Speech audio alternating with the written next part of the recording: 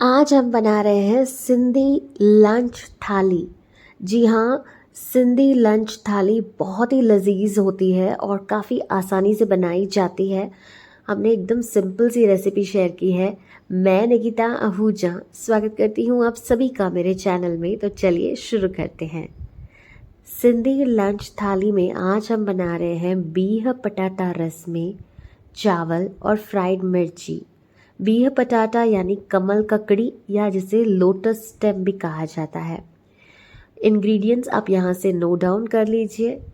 Video like, share और channel को ज़रूर से सब्सक्राइब करें ताकि ऐसी यमी रेसिपीज़ हम हमेशा आपके साथ शेयर कर सकें, और बेल आइकन को भी क्लिक कीजिए।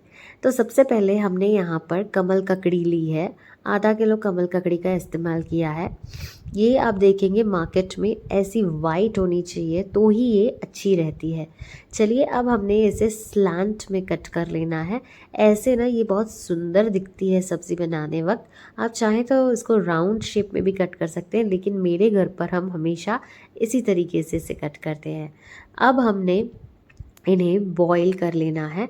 पहले अच्छे से आप धो लीजिए 3 से 4 बार, इसकी मट्टी निकाल दीजिए और फिर इसे कुकर में बॉईल कर देंगे। बॉईल करने के लिए हमने इसमें थोड़ा सा मिल्क ऐड करना है, यानी कि दूध। इससे क्या होता है ना, इसकी सारी मट्टी निकल जाती है और ये वाइट कलर का दिखने लगता है। अब आप पानी ऐड कीजिए according to the quantity of कमल ककड़ी। तो मैंने यहाँ 2 ग्लास पानी का इस्तेमाल किया है। स्वाद अनुसार नमक ऐड करेंगे।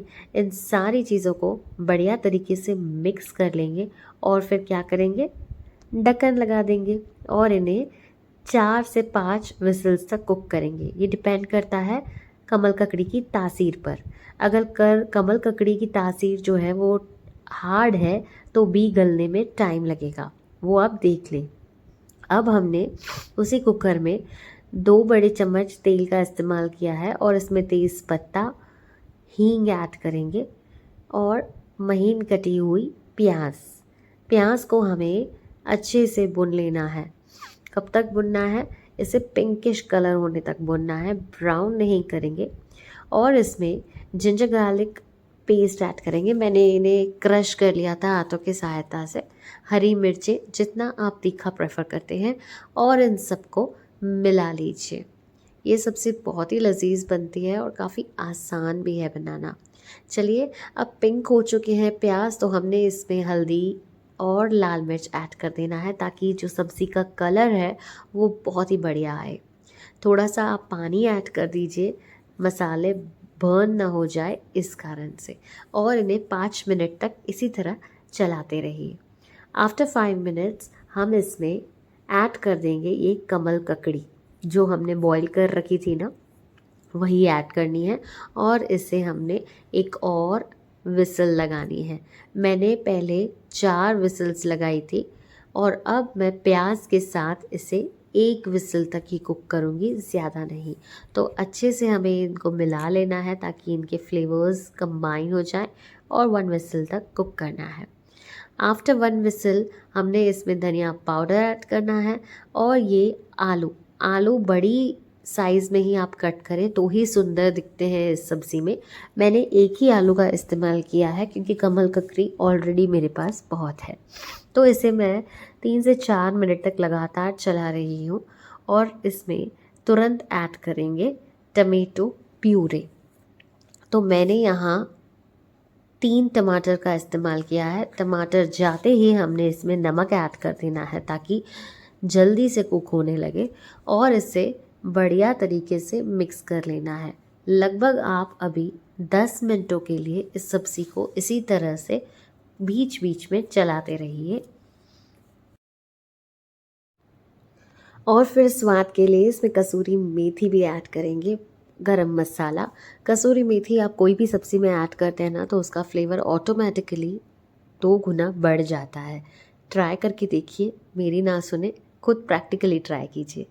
चलिए अब इसमें पानी ऐड करेंगे जितनी आपको ग्रेवी पसंद है। तो मैंने यहाँ 1.5 ग्लास पानी का इस्तेमाल किया है।